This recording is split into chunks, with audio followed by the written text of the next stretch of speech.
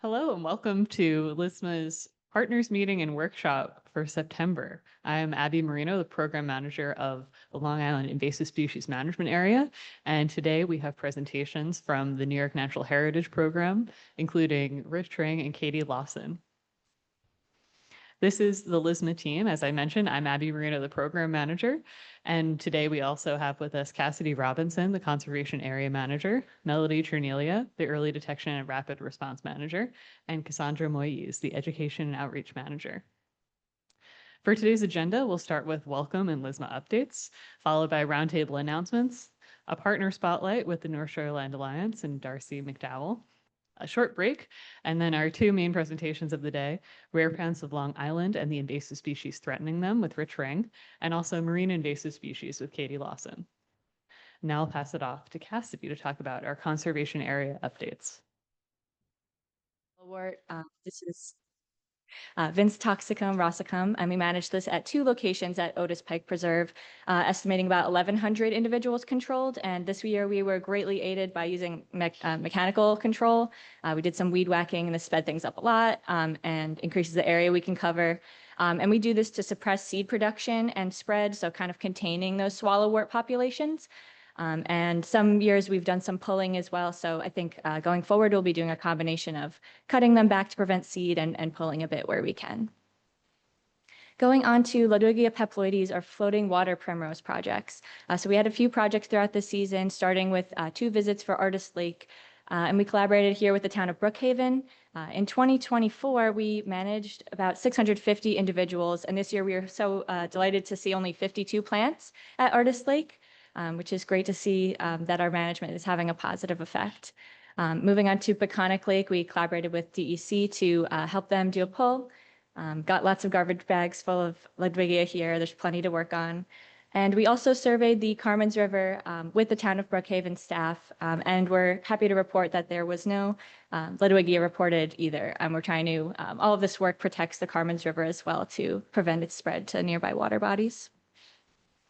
So not just surveying for Phragmites, we're also managing it manually. This is at our coastal plain ponds, including Sears Bellows County Park. We visited once this season and we'll be going back again soon. Linus Pond, this was a new site for us. There's quite a bit of Phragmites here, but there are some small populations, as you can see in this middle photo, that are less than 1,000 stems typically that we can manage through spading, or if the water level was a bit higher, we also use cane cutters to cut them below the water line and drown them out and cut off their flow of oxygen. And we've also worked at Sandy Pond, and upcoming we will be visiting Long Pond, and that'll be some more underwater cutting if the water level is high enough for us to do so.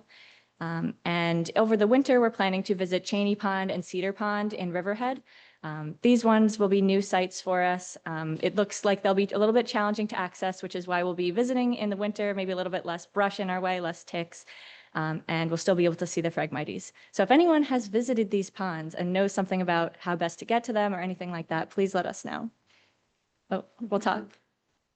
Oh my gosh, we'll talk. Good to know. We also did a weed torch training. We collaborated with the Sisters of St. Joseph team, where we helped target some of their stiltgrass on the campus while we got this learning experience to test out some of our new equipment. And this is applying direct flame to typically small herbaceous plants. It works really well for annual grasses, and you can also do it on some shrubs. And this is a great training opportunity for us and opportunity to help out our partners. So if you want to learn more about weed torching, or you have maybe a project you're interested in trying this on, we have some resources on our YouTube channel and in a recent newsletter article that's on our website as well. There's some more resources you can read about the techniques and best practices. All right. Thank you. Okay, I'll be sharing Melody's update for early detection and rapid response because she cannot be here in person today. So just give me a few moments while I find it. Hi everyone, I'm Melody Черnelia. I am LIISMA's Early Detection and Rapid Response Manager, and I'm going to give a brief update on all of the exciting progress that we're making this season in our EDRR program. So far, in 2025, we have surveyed and conducted outreach for over 30 species across 50 sites. My goal for the EDRR program has always been to get ahead of the spread by tracking species as early and as often as possible. Finding observations and confirming them is only half of the battle. There's an entire process following this involving land manager outreach, advisement on management plans, securing permissions, and actually doing the management, sometimes for years to come, while monitoring for reemergence of that species annually. Thankfully, we have so many involved and supportive partnering organizations and agencies who are always willing to assist in making a difference to protect Long Island's biodiversity from the threat of early emerging invasive species. Here are just a few of the species that we've surveyed for or conducted outreach for this year. Particularly, the most important ones are Tier 2 species ranked for early detection and rapid response. Small carpet grass has only been observed in 3 known locations in LIISMA. Incised fumwort and hardy kiwi have been observed each in 2 locations. Sapphire berry has been confirmed in 6, and Corinzo primrose or Japanese primrose has been confirmed in 5. This year, we encountered a new first-in-state species listed on the Part 575 prohibited species list, chafflower. Chafflower is a very aggressive and highly invasive species in the Midwestern to Southeastern range of the U.S. It outcompetes native plants by forming dense, tall stands in riparian areas and spreads easily through seeds that attach to clothing, fur, and equipment. We've so far observed it in 2 locations and know of 2 additional sites that LIISMA plans to add to our field calendar very soon. Other high-priority species we have surveyed for this year include the nodding star of Bethlehem, which has research-grade observations in 7 sites that we plan to survey. Trifoliate orange, a species ranked for M in LIISMA, and as we continue to learn more about its invasive potential this year, we're finding that this species has been observed more and more as research grade in a multitude of sites across Long Island, and we will continue to monitor it as a part of our EDRR program, particularly in regard to its proximity to invasive species prevention zones and conservation areas. We've also surveyed ragged robin and cinnamon vine in a multitude of sites as well.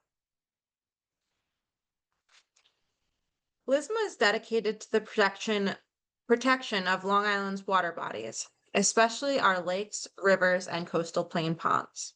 3 of our top priority species to survey for are 3 of the worst: water lettuce, floating primrose willow, and water hyacinth. These are known to aggressively outcompete with native species, overcrowding waterways by creating a dense mat on the water's surface that has detrimental effects on aquatic life, recreation, and flood control efforts, amongst many other complications that come hand in hand with these species as they meet our natural water bodies. This year, we surveyed 2 sites for water lettuce, 3 for floating primrose willow, and 1 for water hyacinth. We confirmed water lettuce at both sites and made plans for management with the town of Hempstead and the village of Babylon. Floating primrose willow was confirmed in 2 sites, one of them in Artist Lake, which has been under active management by LIISMA for several years now and is showing signs of suppression and containment with better results every year. We also confirmed a population in the village of Valley Stream, which is in the planning stages for management before we close out the season. Water hyacinth, fortunately, was not detected in LIISMA, which is always good news for us. So LIISMA has many management projects underway this year, the most that we've seen since we first launched our EDRR program. We dedicated much of our time before this into collecting information and data, surveying sites, confirming species, and making plans with landowners for management. We're happy to announce that our efforts are finally paying off. Though we have many old and new management projects underway, these are some of our favorites. As a combined effort, our partners have joined us in managing plume poppy, hardy kiwi, winter honeysuckle, rock sea lavender, floating primrose willow, sapphire berry,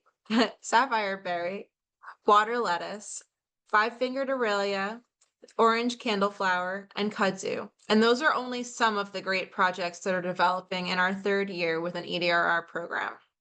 Many existing projects were taken on as the program commenced, and several were conducted rapidly and successfully. And so far, these have not reemerged, but we continue to monitor them annually to confirm their suppression or eradication. Most of the management projects you'll see here are new ones developed this year, with a few that have been ongoing and exhibiting impressive results. LIISMA thanks our partners for their continued support of our mission and for helping us manage the high priority EDRR species seen here.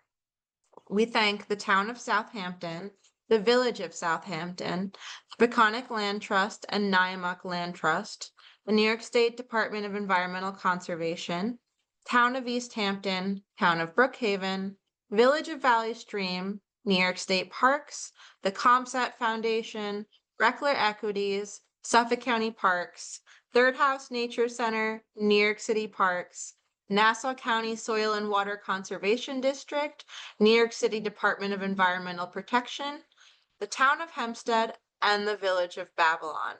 That's a long list. You can find a complete list of our many partners and the full list of our management prospects that we have on the horizon or ongoing in our upcoming 2025 annual report. Looking ahead, we have more surveys and potential management projects stacking up in the next field season, including milk thistle, Balfour's touch me not, chaff flower, Ludwigia, incised fumwort, sapphire berry, cinnamon vine, water hyacinth, Scotch broom, water lettuce, and kudzu. We're looking ahead to moving forward with new species to survey and more populations to pursue for management. So stay informed of any updates or developments in our EDRR projects by subscribing to our newsletter. Now I'm going to hand things over to Abby with her update on laurel wilt. Stay tuned.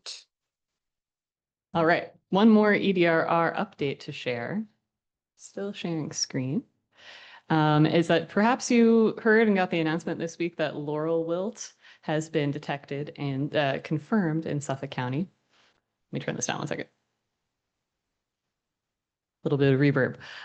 So if you weren't aware of that, just wanted to give one slide to discuss that. Here we go. Now, laurel wilt is a new disease to our area, to New York, that impacts sassafras and spicebush, not other plants like mountain laurel that has laurel in the title, but really just sassafras and spicebush. This is unfortunate because those are some great native species that we have. But we just wanted to make you aware of that, and please report any symptomatic spicebush or sassafras to IMAP invasives or to us. If you're not familiar with sassafras, those are some healthy leaves, and this is what the wilting can look like in a young sapling. It's pretty obvious, so symptoms could be discolored leaves, wilted leaves that are still attached to the tree, and so keep an eye out for that. It's super helpful, especially in the next few weeks before the fall sets in, to understand the distribution of this species as much as we can. And Tom Allgaier has a raised hand. Tom, do you want to just jump in and speak? I was just going to add one quick thing, that there is one other host that's not a landscape plant, but avocado is also a host plant. So if anyone has a house plant avocado, it would be another host plant to check. Thank you, Tom. Yes, avocado. That's unfortunate. So keep your eyes out. Keep an eye on your sassafras, avocados, and spice bushes. All right, I'll pass it off to Cassandra to talk about education and outreach. Thank you.